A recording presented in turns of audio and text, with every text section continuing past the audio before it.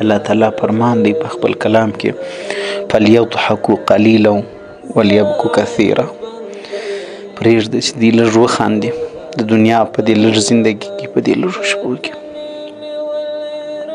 ولیبکوا کثیرا، بیا ډېره ژړا په پسې ده، بیا ډېر د اوښکو څڅول په پسې دي. عزیزانو چې موږ تاسو په قرآن باندې ایمان لرو، د دغه آیات د لیدلو، د ترجمې او د اورېدلو څه د انسان زړه ته درېږي. دا نن چې موږ ډولو ته غورځو، یارانې، کوټې، مجلسونه، پتي، بانډارونه، وطنونه، جزاء بما كانوا یکسبون،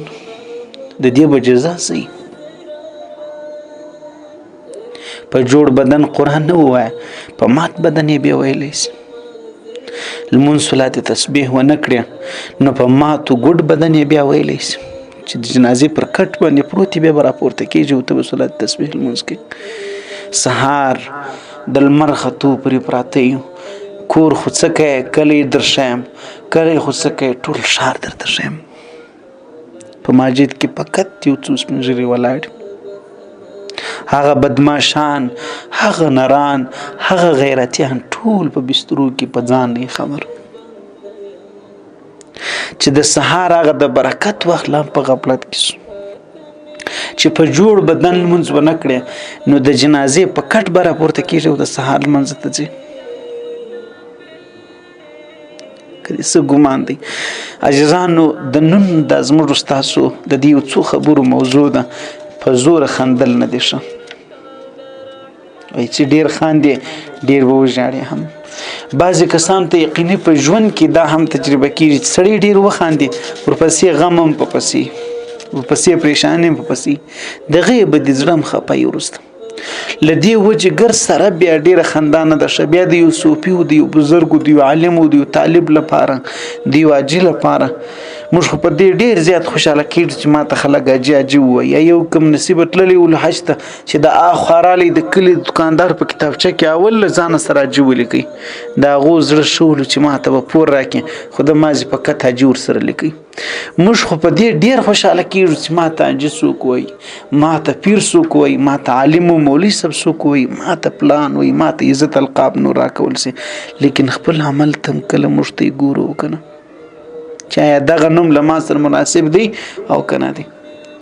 دروند خو به راباندې نه وي. کله چې انسان ډیر خاندي نو لوی بزرگان او مشایخ او استادان فرمایي له خندا سره په زور چې کله انسان خاندي د اندازې نه زیات چې کله انسان خاندي ډیر انسان خاندي لدی وجه یو غوب علما او نیکان او خلک او د خدای قریب او دوستان خلک دا تابد وبولي ای زمک العلماء والعقلاء اکل انسان بتا د پاگل په نظر وګوري نه مازغو کی کار دی کاغذان مغزان نه ودی ولې دون سړی ډیر خاند پر چې خنداله درځي موږ وی چې موږ لا د غفلت په خوب کې نه یو ده موږ وی لا موږ د پیل په غوښ کې نه یو ده در دینو لا بي دل یې څنګه په حقیقت د پیل په غوښونه نه وس انسان دې ته به انسان بي دل وي خندا ورځي انسان ته پر څه باندې یو سړی چې ګناه وبولي پر ګناه باندې یو سړی چې په دی ولې دی له ما سره حساب کیږي یو سړی چې دا وبولي چې زه به د خدای په حضور کې دم دی په باره کې له ما سره پښتنه کیږي زه به زم غو د خندای به سره څه مثال می دغه سدرتل نور خبري تاسو پر قیاس کې به په نن وخت کې مده د خندا خبره پیښیږي خو به هر حال نو یو نقصان دا کوي چې د نیکانو او د شو خلکو د عقلاو په نیز باندې داسته د بدی سبب دی په دې باندې تخپل عزت او مقام التبیله دوهم بیوقوف او جاهل خلک دا پر تا باندې زړه ورک ران کی ژغوي دم زمش په چیر بیوقوف دي کله موش کنزل ورته کې کله پلاش کنزل ورته کې کله نکش کنزل ورته کې مړی وریات کې ژوندې وریات کې کله نه د خدای پروا ورسترستانه د جن پروا ورسترستان زما په چیر دیم د غیب او کوپ او جاهل دي بس هغه پرتا باندې زړه ورکیش کني چې سړی خاموشي یو سړی بے ځای نه گای یو سړی ډیر نه خاندي تاسو به دا وګوري چې هغه څوک به خبر کولای شي برعکس بیا بل نه پرته خلک مور خور ریادي مې نو مور ریادي نه سم نه وای او خاندي از مرده ماشینو نام اصول دي معمولی دي ګوي چې ورته ولې د الله بنده د ګناه کبیره دوی ګپ هم سره ایلات ګپ سره ایلای ګپ دریم دا خبره ده لا طاعت لمخلوق بمعصیت الخالق د خدای په نافرمانی کې هم ګپ سره لکړي د خدای په نافرمانی باندې باندې ته د مور عزت چا څه غواړي ته د شذي ته د دین ته د قران ته د اسلام د شاعر عزت او دغه چا څه غواړي دریمه خبره دا ده کچېری ته جاهل انسان چې خان دی نو په دې خندا د انسان په جهالت کې نور زیاتوب راځي که عالم او بزرګ او نیک نو په دې خندا باندې د انسان په علم کې او په بزرګۍ کې کمبود راځي د دې وجه دا انسان ته دا نقصان کوي څلورم سبب دا دی ان فيه نسيان الذنوب الماضيه په دې خندا کې د انسان هغه مخکنی تیر سوي ګناه هیرس ستاو د ګناه سره څه منافق ګناه دی بوله لکه پرپز چې مچ ناست استه کوي اپرون چې کړي دی هغه عملونه بل ورځ میاشته مخکې غیر تیر پر ير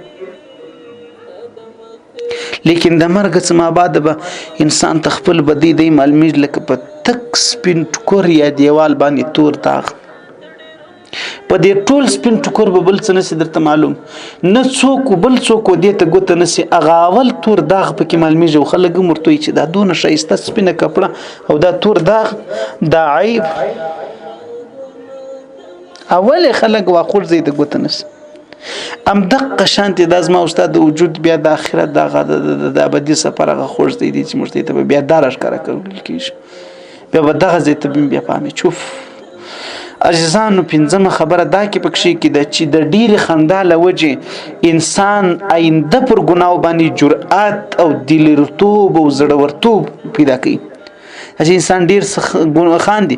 لدی وجه د انسان زړه سختیږي پر سخت زړه د دې پک پام دغه نه فرق نه چې زه شکوم کبد کوم به اجرة على الذنوب في المستقبل لانك اذا ضحكت يقسو قلبك کله چې انسان ډیر زیات خاندي جرأت پر روان وخت کې پر ګناه در باندې کې در کې زیاتیږي او دلته په دی وجه ستاسو سختیږي کله چې انسان یو ګناه وکي او تور ټکی پزړه کې پیدا سي